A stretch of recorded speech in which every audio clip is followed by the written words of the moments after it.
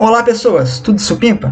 Então, a gente vai começar uma sequência de vídeos aqui para falar um pouco sobre a ROC, que é um método que a gente usa em Machine Learning para tentar discernir o quão boa uma característica é para distinguir duas classes diferentes.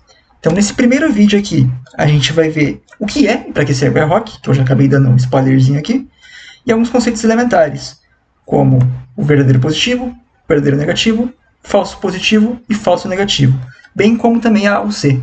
Então, bora lá!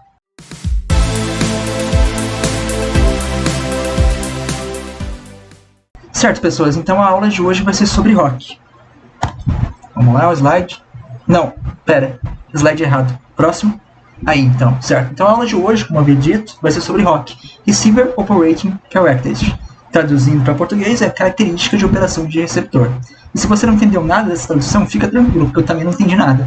Essa é uma daqueles temas que você vai conseguir pegar ele melhor se você explicar como ele funciona do que tentar explicar essa tradução. Então vamos lá. Imagine que você vai coletar alguns dados para classificar, por exemplo, entre cachorro e porco. E a característica que você vai pegar, por exemplo, seria o comprimento desse animal. Então você vai lá e vai tirar o comprimento de vários cachorros e de vários porcos. E vai anotar, esse comprimento aqui é de um porco, esse comprimento aqui é de um cachorro. E depois você vai pegar e vai plotar isso num gráfico. Se você plotar num gráfico, provavelmente você vai chegar numa curva parecida com essa, que no caso são duas gaussianas, né? São curvas normais. E a ROC, então, ela serve para você conseguir ver o quão bom uma determinada característica é em discernir duas classes diferentes. Se essas curvas elas estiverem juntas, ou seja, bem afastadas uma da outra, significa que essa característica é muito boa para a gente conseguir diferenciar entre uma classe e outra classe. Agora, se tiver muito overlap, ou seja, muita sobreposição dos dados nessas duas classes, se você plotar esses dados, então vai ser difícil de você conseguir discernir o que é a classe cachorro e o que é a classe porco, por exemplo. Mas isso aqui foi só um exemplo. Na literatura você geralmente vai ver como classe positiva e classe negativa. Fazendo um paralelo, você poderia pensar na seguinte pergunta. Isso aqui é um porco? Então você teria a resposta positivo, caso verdadeiro positivo, né? Ou negativo. Caso negativo seria um cachorro, por exemplo, né? Para essa pergunta de se é um porco, né? Então, para a gente entender como funciona a ROC, é importante que a gente entenda 4 elementos principais. Antes de falar desses 4 elementos, vamos fazer uma convenção aqui de que esse limiar, essa reta desejada que está passando no meio das curvas, a gente chama de threshold, que nada mais é do que um limiar. Tudo que estiver à esquerda desse threshold, a gente vai classificar como negativo, e tudo que estiver à direita, a gente vai classificar como positivo. E a classe, esses dados que estão ali na gaussiana mais à esquerda, essa classe seria a classe que representa os dados negativos, e a classe que está mais à direita, na outra gaussiana, seriam os dados da classe positiva. Então aqui a gente consegue ter 4 configurações a partir desse limiar: verdadeiro negativo, verdadeiro positivo, falso negativo e falso positivo. Então note aqui, na primeira verdadeira negativa, que eu rachurei aqui qual seria essa região de verdadeiro negativa em roxo. Seria basicamente o lado esquerdo do nosso threshold, que pertence à classe negativa. Ou seja, foi rotulado como negativo e realmente era negativo. Agora, o que seria o verdadeiro positivo? Está à direita do nosso threshold, foi rotulado como, ou seja, positivo, e pertence à classe positiva. Agora, o verdadeiro negativo, note aqui onde é que eu rachurei ele. Ele pertence à classe positiva, porém, como ele estava no lado esquerdo do nosso threshold, ele foi classificado como negativo, de forma errônea. Então, ele é um falso negativo. E o verdadeiro positivo, ele pertence à classe negativa, porém, ele estava do lado direito do nosso threshold e foi classificado como um positivo. Por isso que ele é um falso positivo. Uma outra forma que você pode achar à disposição esses verdadeiros positivos e falsos negativos é numa matriz chamada matriz de confusão. Então imagine o seguinte contexto, onde a gente tem um banco que quer ofertar crédito para uma pessoa. E ele vai pegar um conjunto de dados e quer definir se a pessoa é uma boa pagadora ou uma má pagadora, para poder ofertar esse crédito. Então, imagine aqui, essa primeira linha seria a realidade, seria o que o banco observou no histórico de clientes que ele tinha, por exemplo, se é uma boa pagadora ou se não é. Essa outra coluna aqui na A seria o que o nosso modelo classificou, como sendo boa pagadora ou não. Quando ele classificou como sendo boa pagadora e foi uma boa pagadora, então é um verdadeiro positivo. Se ele classificou como não pagadora e ele realmente não era uma pagadora, então é verdadeiro negativo. Então note que na diagonal principal a gente tem aqui os acertos do nosso programa, do nosso classificador, e fora dessa diagonal a gente tem todos os erros. No caso, quando o nosso classificador colocou como boa pagadora e não era uma boa pagadora, então isso é um falso positivo. Quando o classificador colocou como não pagadora e era uma boa pagadora, então isso é um falso negativo. A partir dessa matriz de confusão e desses conceitos primordiais sobre ROC, a gente consegue definir algumas equações aqui, algumas equações de porcentagem. Então, a primeira porcentagem que a gente vai ver é a porcentagem de falso negativo, que é dada pela relação de falso negativo dividido pela soma dos falsos negativos com os verdadeiros positivos. Eu gosto de pensar nessa equação como quanto que eu erro ao tentar classificar os positivos. Basicamente, você vai fazer uma divisão de quanto que você errou ao tentar classificar o positivo dividido pelo total de positivos. Por quê? Porque um falso negativo, na verdade, ele foi classificado como negativo, mas ele era um positivo, então é um erro ao tentar rotular os positivos. Agora, a porcentagem de falso positivo é dado pelo falso positivo dividido pela soma de falso positivo com o verdadeiro negativo. A forma que eu gosto de pensar nessa equação é quanto que eu erro ao tentar classificar os negativos, porque um falso positivo, na verdade, é um negativo. Então, eu pego tudo que eu errei ao tentar classificar os negativos e divido pelo total de negativos que eu tinha. A porcentagem de verdadeiro positivo seria os verdadeiros positivos dividido pela soma de verdadeiro positivo com o falso negativo. Basicamente seria os acertos que eu tive ao rotular positivos, ou seja, o quão bom o meu programa é em acertar, em rotular classes positivas.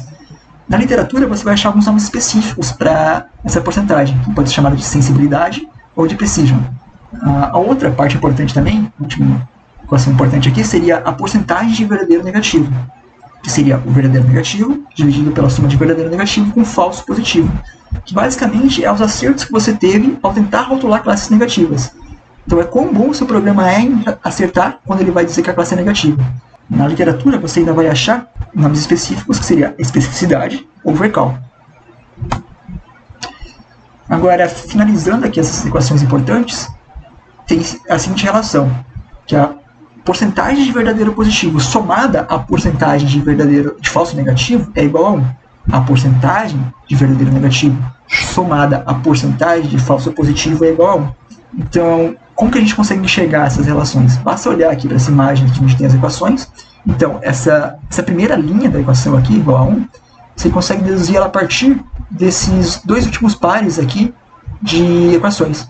Se você somar o verdadeiro positivo com o falso negativo, você percebe que o denominador deles são iguais, então você mantém ele. E você vai somar verdadeiro positivo com falso negativo, que vai dar exatamente a mesma expressão que a gente tem no nosso denominador. Ou seja, você pode simplificar e vai ser igual a 1. De forma análoga, você consegue fazer o mesmo processo para esse conjunto de equações aqui em cima. Somando o verdadeiro negativo com falso positivo, você mantém ali o denominador, soma os numeradores, vai simplificar e vai dar igual a 1. Agora, a última medida interessante aqui da gente explorar é a acurácia, que seria basicamente tudo que você acertou dividido pelo conjunto total, ou seja, pela quantidade de dados que você tem no seu programa, no seu conjunto. Então é o verdadeiro negativo mais o verdadeiro positivo dividido pelo total de dados. Agora a gente vai falar um pouco sobre a AUC, que significa Area Under the Curve, ou seja, é a área abaixo da curva.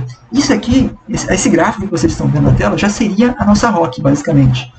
Basicamente, você vai plotar a ROC tirando aquelas medidas ali de porcentagem de verdadeiro positivo e porcentagem de falso positivo, variando o seu threshold a partir dos dados, e vai plotar isso no gráfico. Daí vai dar essa reta azul, por exemplo, aqui, que a gente tem no gráfico. Então é justamente isso, a gente pega os dados de porcentagem de verdadeiro positivo e coloca no eixo Y, e coloca no eixo X a porcentagem de falso positivo. Daí a gente vai conseguir traçar essa ROC, e a gente consegue pegar uma área abaixo dessa curva, que é justamente o que a gente chama de AUC. A gente vai ver ainda que essa AUC, ela sempre tem um valor que está contido entre 0.5 até 1. Ela sempre vai estar nesse range. A gente já vai ver por que isso acontece. Então agora a gente vai analisar alguns dos casos que a gente pode encontrar quando a gente vai traçar a nossa ROC. Então imagine que a gente tem aqui duas classes que a gente pegou as características, plotou. Elas estão completamente sobrepostas, elas são perfeitamente sobrepostas. Então tem uma gaussiana que está em cima da outra aqui. Então imagine que a gente tem um threshold na posição 1, depois na posição 2 e depois na posição 3. Imagine também que a posição 2 está exatamente no meio dessas gaussianas. Então se a gente fosse variar indo de 1 para 2 para 3 ao longo do tempo, e fosse tirar as medidas de verdadeiro positivo e falso positivo, a gente ia chegar no threshold do caso 1, a gente teria 100% de verdadeiro positivo, porque tudo que está à direita a gente rotulou como positivo e acertou. Porém, a gente também teria 100% de falso positivo, porque também vai ter a parte negativa que a gente rotulou que está à direita desse threshold o número 1 aqui. Agora na posição 2 vai ficar 50-50, ele acerta e erra ao mesmo tanto. Na posição 3 ele vai errar os dois, né? Porque tipo, não tem nada à direita, ou seja, a quantidade de verdadeiro positivo que ele colocou à direita não tem nada, então ele errou tudo. E a quantidade de falso positivo, ele acabou não errando porque ele rotulou tudo à esquerda como negativo, né? Então tá tudo certo aqui na quantidade de falsos e de negativos. Certo, aqui a gente tem outro caso que seria quando eles estão completamente disjuntos. Então imagine que a gente tem aqui 5 thresholds, a gente vai variar de 1, 2, 3, 4 até 5. Imagine também que o threshold 2 e o 4 estão perfeitamente centralizados nessas gaussianas. E agora vamos tentar entender como é que foi montado o verdadeiro positivo e o falso positivo nesse caso. Então aqui no threshold 1, a gente vai rotular tudo que está à direita como positivo. Então a gente vai acertar toda essa classe aqui como positivo, a gente realmente rotulou certo, então 100% a gente tem em verdadeiro positivo. Porém, a gente vai errar todos os negativos também, então a gente vai ter 100% de falsos positivos, porque a gente está rotulando toda a nossa classe negativa como positiva também. Agora no threshold 2, perceba que a gente continua acertando tudo que é positivo, 100%. A gente acertou novamente tudo à direita aqui dessa segunda classe como positivo. Porém, a quantidade que a gente errou agora de negativo diminuiu apenas para 50%, porque essa parte daqui, ó, a gente ainda vai rotular como sendo positiva quando na verdade ela não é. Mas essa outra parte da esquerda aqui do threshold 2 a gente já acertou ela. Agora no threshold 3, perceba que é um caso perfeito, onde você consegue discernir 100% a cada classe. Então a gente tem 100% de verdadeiro positivo, tudo que está à direita realmente era positivo. A gente não tem nenhum erro aqui em falso positivo, porque tudo que estava aqui à esquerda foi corretamente classificado como negativo. No threshold 4, então a gente vai ter aqui 50% de verdadeiro positivo, porque tem essa parte da esquerda do threshold 4 aqui que a gente rotulou como sendo negativa, porém ela não é. Então é 50% de erro. E continuamos não errando mais nada agora em falso positivo, porque tudo que está à direita desse 4 aqui, né, no threshold 4, continua sendo positivo. Já no threshold 5, perceba que a gente zera tudo, porque a gente não vai ter nenhum verdadeiro positivo, sendo que a direita do threshold 5 não tem mais nenhum dado. E a esquerda, a gente acertou tudo que era realmente negativo, nessa segunda classe aqui, nessa primeira classe no caso. Então, agora, para entender o terceiro caso, que seria um caso intermediário, a gente vai fazer a junção desses dois casos extremos. A gente teve um caso extremo onde eles estavam completamente sobrepostos e outro caso extremo onde eles estavam completamente disjuntos. Então essa linha verde aqui, ela representa o caso onde eles estavam completamente sobrepostos. Perceba, quando era 0 é 0, quando é 0,5, ou seja, 50% é 50%, e quando é 1 é 1. Então ele faz essa reta perfeitamente simétrica nesse nosso plot aqui da ROC. E no caso onde eles estavam completamente disjuntos, eu recomendo que agora, então, para a gente entender esse plot, a gente comece a interpretar aqui de baixo para cima. Então, quando for 0, vai ser 0. Perceba que a gente tem esse ponto aqui. Agora, quando aqui em verdadeiro positivo for 50%, em falso positivo vai ser 0. Então, a gente vai ter esse ponto daqui. Depois vai ser 0 e 100%. Então, esse ponto aqui em cima. Depois ele fixa aqui em 100%, eu acho que o verdadeiro positivo fixou em 100%, e começa a crescer o falso positivo. Então a gente vai ter esse caminho aqui, esse andar aqui para a direita, né? Fechando a nossa reta. Então, observando que a gente teve esses dois casos extremos, de completamente sobrepostos e completamente disjuntos, não é difícil enxergar que quando a gente tiver um overlap, ou seja, uma intersecção mesmo que seja pequena entre essas classes, a gente vai ter algum formato, alguma curva que esteja entre essa figura que a gente formou aqui, abaixo dessa curva vermelha e acima dessa curva verde. É daqui também que a gente consegue então inferir que a ROC ela sempre vai ter um valor entre 0,5 e 1. Porque note que o pior dos casos, quando eles são completamente sobrepostos, dá exatamente essa linha verde daqui. Isso, se você for analisar, basicamente é a área de um triângulo. Então a gente tem aqui um triângulo de lado 1, né? Então a gente tem a base 1 aqui na altura 1. Se a gente for fazer agora a base vezes a altura dividida por 2, a gente vai chegar em meio, que é 0,5, que é o limiar inferior.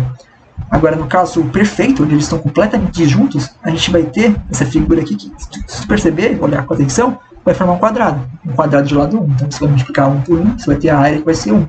Por isso que a ROC, por isso que a AOC, ela fica contida entre 0,5 5 e 1.